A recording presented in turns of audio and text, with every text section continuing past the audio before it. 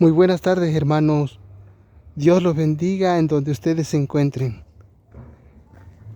Que la paz de Dios llene sus corazones y que el Espíritu de Dios los guíe en estos tiempos de preparación. En Jeremías capítulo 6, la Biblia nos habla y nos dice: huye de la tierra del norte, porque la destrucción está presta a llegar. Todo el capítulo 6 de Jeremías se refiere al hecho de que huyan de la tierra del norte aquellos que han creído. Ese mensaje primero se dio para el pueblo de Israel, para el pueblo judío.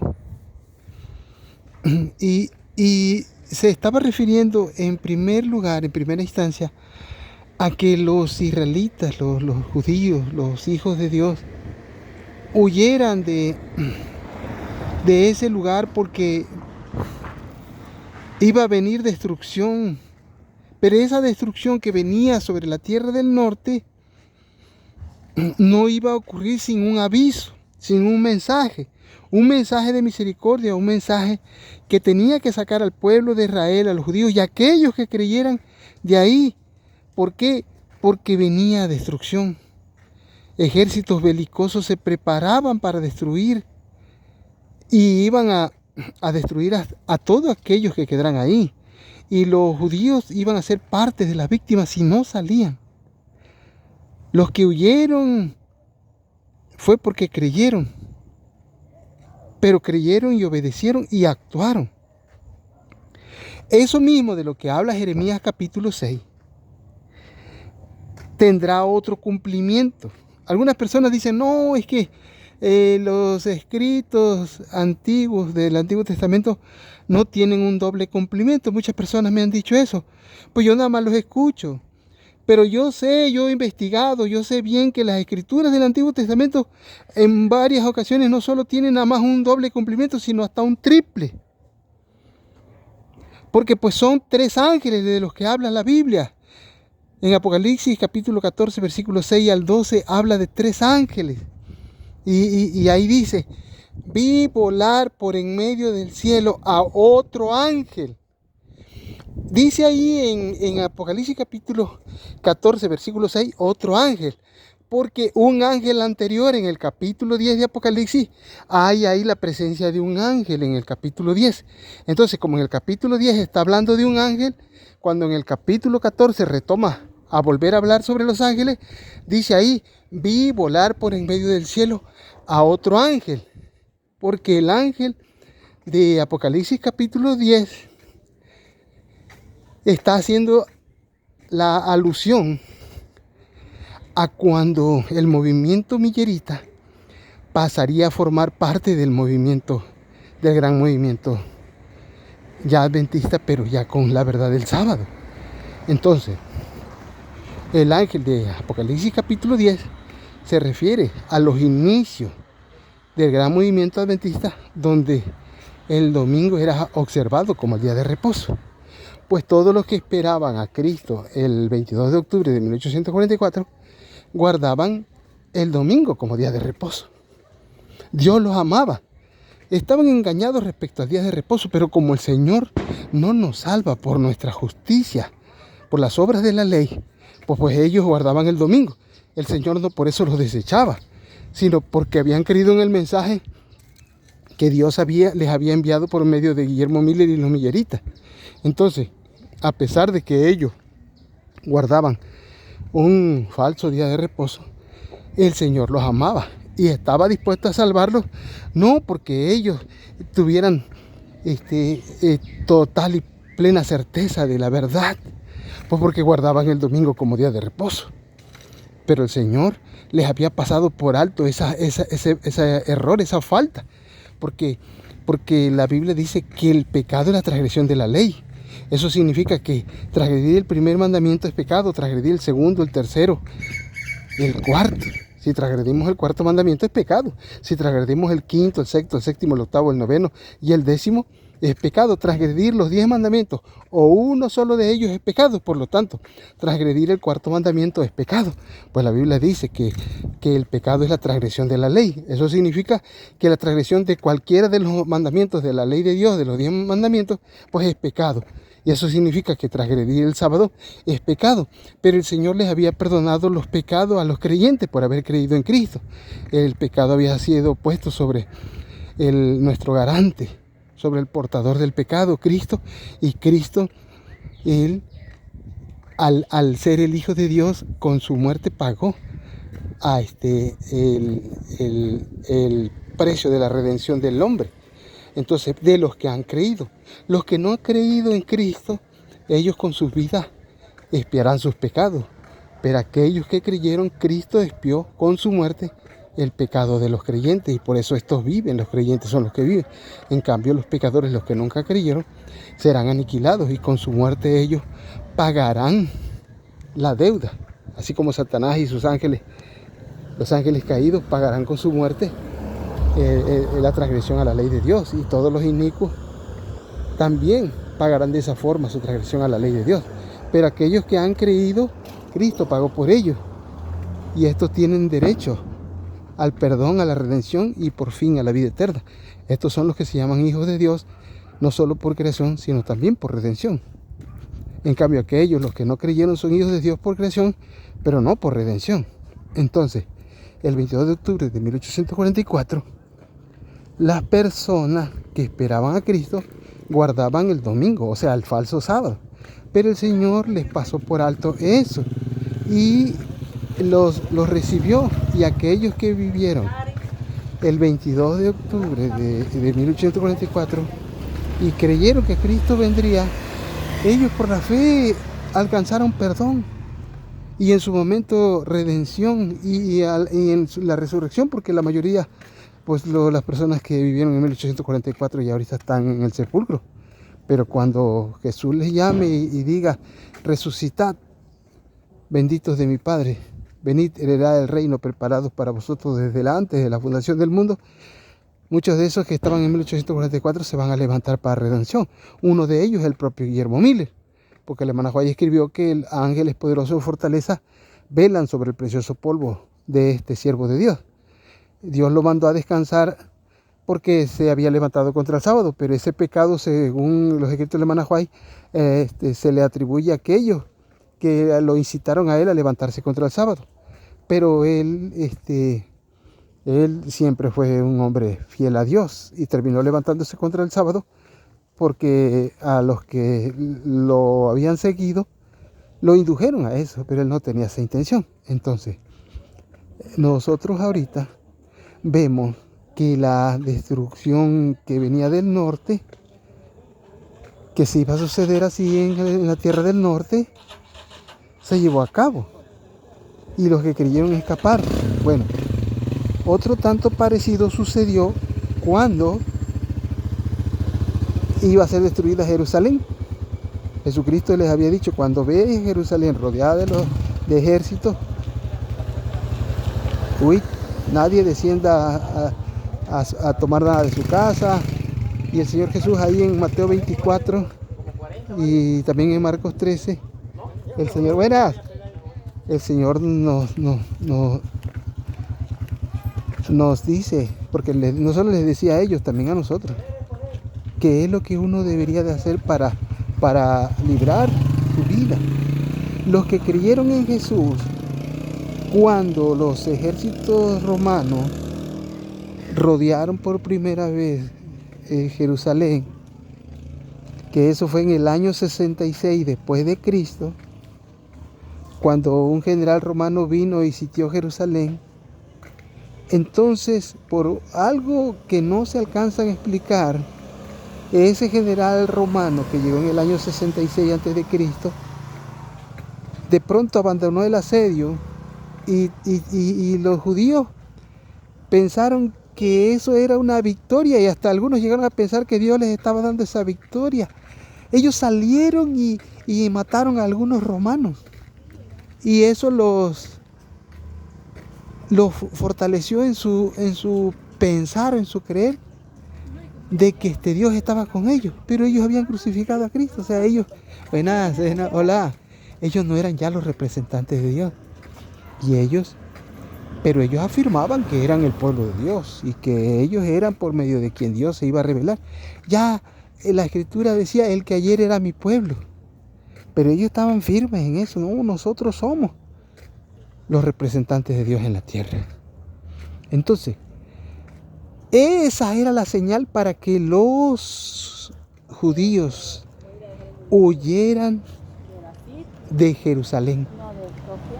Cuando el ejército romano llegó en el año 66 a.C., ese era el momento. Los cristianos que habían oído las palabras de Jesús, y los judíos también las habían oído, porque Jesús no las habló en secreto, las hablaba en público. Y los judíos sabían que Cristo había dicho eso, pero como a Jesús no lo tomaban en cuenta como profeta, porque los profetas no pagaban impuestos. Y los judíos le habían mandado a Cristo a cobrar impuestos, dando a entender de que ellos a Cristo no lo tenían como profeta. Los profetas no pagaban impuestos. Es más, el pueblo tenía el deber de beneficiar al profeta. La propia jerarquía judía, la nación judía, el profeta tenía que ser beneficiado con bienes de los bienes temporales del pueblo. O sea que si el profeta iba al mercado, supongamos, de ahí, si hubiera una forma de ese tipo de comercio ahí, adiós, las personas podían obsequiarles higos, uvas, aceite de oliva, trigo, miel virgen, lo que se produjera ahí, sin que le cobrara nada. Y el profeta de ahí iba a tomar su mantenimiento. Pero a Jesús no lo aceptaban como profeta. ¿Por qué? Porque en una ocasión una comitiva llegó y le dijeron a Pedro, tu maestro no paga el impuesto del templo. Y Pedro no tenía ¿cómo le diré? Una noción correcta de Cristo como profeta, porque Pedro dijo, sí, lo va a pagar, lo va a pagar. Pero ¿cómo? Si Pedro sabía que los profetas no pagaban impuestos, ni Pedro mismo tenía a Cristo por profeta en ese sentido. ¿Por qué? Porque Pedro dice, lo va a pagar. Y entonces ya Jesús, cuando Pedro se le acercó a él para hablar de este asunto, Jesús le dijo, Pedro, ¿quiénes pagan el impuesto? ¿Los hijos o los extraños? Y Pedro dijo, los extraños. Entonces los hijos quedan exentos, pues el Hijo de Dios. Si los hijos de Israel que estaban como profetas quedaban exentos, pues él es el profeta enviado de Dios, el profeta de profetas, el mayor de los profetas que ha pisado la tierra. ¿Cómo era posible que los profetas no pagaran impuestos y el gran profeta de Dios, el enviado de Dios, pagar impuestos? ¿Cómo es posible que el Hijo de Dios, el unigénito Hijo de Dios, pagar impuestos? Pero ¿qué hizo Cristo? Le dijo a Pedro, Pedro, vea allá, vas a echar el anzuelo y vas a sacar, o sea, lo mandó a que él pescara, ya sea que fuera a echar la atarraya, o lo que, con la forma que Pedro pescara, y vas a sacar un pez, y ahí vas a encontrar 2 estateros, paga uno por ti y uno por mí. Y entonces, así lo hizo Pedro, y así sucedió. El pez que sacó Pedro, le sacó los 2 estateros, pagó por Pedro, por Jesús, y pagó por Pedro. Y Jesús cumplió como persona legalmente. Entonces, el Señor cumplió todo como buen ciudadano, pero él no tenía por qué hacerlo. Cargó una cruz que no le pertenecía. El maestro siempre actuó conforme a la ley. Actuó prudentemente, pero también actuó dentro del marco de la ley. Entonces, nuestro amado Jesús, él,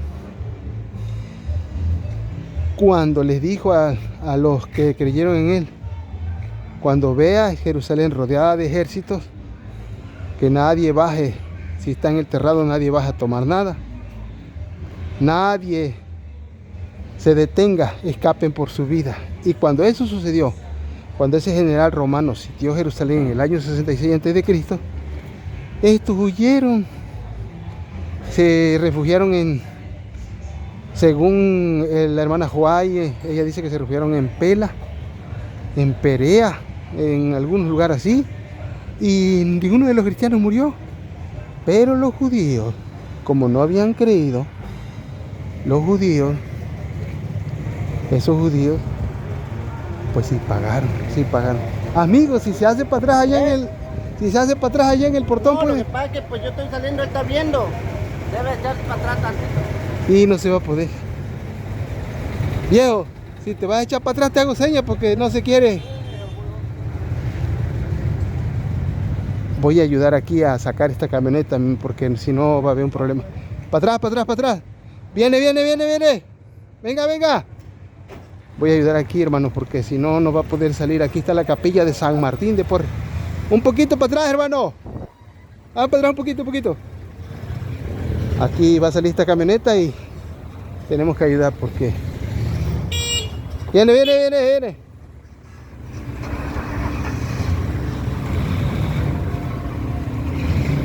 Bueno, bueno, aquí va a salir esta. Entonces, Jesús. Sale, sale, sale, viene. Sale, sale, viejo. Viejo. Entonces, sucedió eso. Que en el año 66 los que estaban en Jerusalén y creyeron en las palabras de Cristo, esas personas huyeron.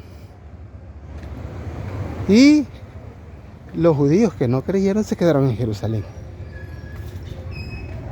Cuando en el año 70 se reanudó el sitio de Jerusalén, se celebraba la Pascua. Millones de judíos estaban ahí. Los cristianos no entraron ahí a Jerusalén, porque ya la orden era ni se acerquen a Jerusalén. A partir de que los romanos sitiaron, en cualquier momento podía suceder la calamidad. Y resultó que sí, en el año 70 quedaron rodeados y ahí en la Biblia narra la profecía de que eso sucedería. Y la continuación de las palabras de Cristo, Jesús lo explica en el conflicto de los siglos, en el capítulo 1, donde dice el destino del mundo predicho. Porque el mismo que inspiró la Biblia es el mismo que inspiró el conflicto de los siglos. Entonces, Dios inspiró la Biblia, inspiró el conflicto de los siglos. Jesús inspiró la Biblia, inspiró el conflicto de los siglos. El Espíritu Santo inspiró la Biblia, inspiró el conflicto de los siglos. Las tres personas de la deidad trabajan juntos siempre con un mismo propósito. Entonces, buenas, ¿me vende 30 de masa? Ah, sí, sí, 30. Y entonces, hermanos, llegó el momento en donde se cumplió en Jerusalén, se cumplió ese evento en donde fue destruida Jerusalén.